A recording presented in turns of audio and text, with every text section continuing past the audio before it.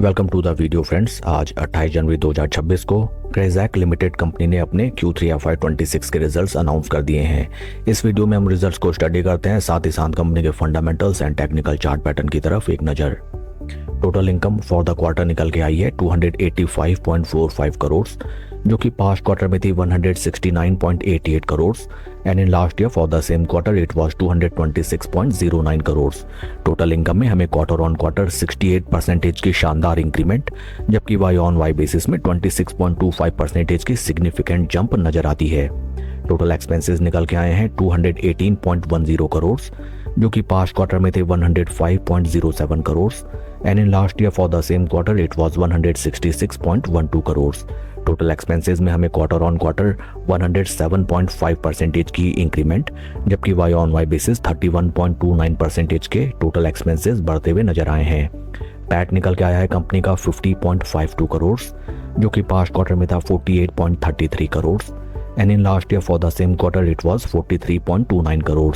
PAT figures में हमें quarter on quarter 4.53% की इंक्रीमेंट, जबकि वाई ऑन वाई बेसिस 16.7% की इंक्रीमेंट नजर आती है।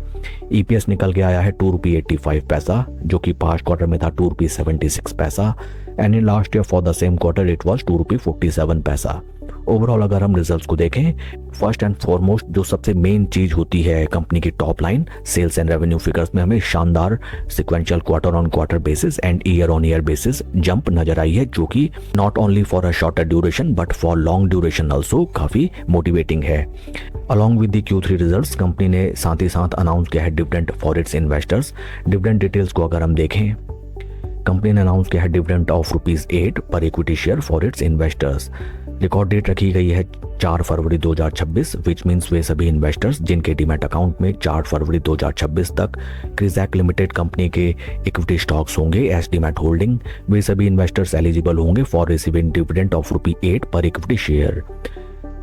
इसको कहते हैं सोने पे सुहागा। Along with the strong Q3 results company ने साथ ही साथ बढ़िया डिविडेंड भी अनाउंस किया है।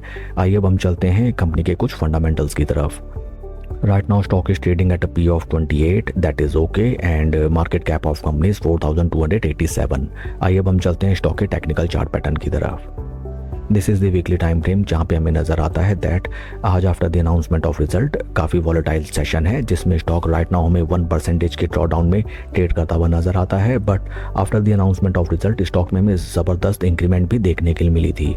After the launch of IPO stock ने जो अपने हाइज लगाए थे, that is near around the month of September 2025। Right now stock हमें उन प्राइस लेवल से 38% के ड्रॉडाउन में ट्रेड करता हुआ नजर आता है।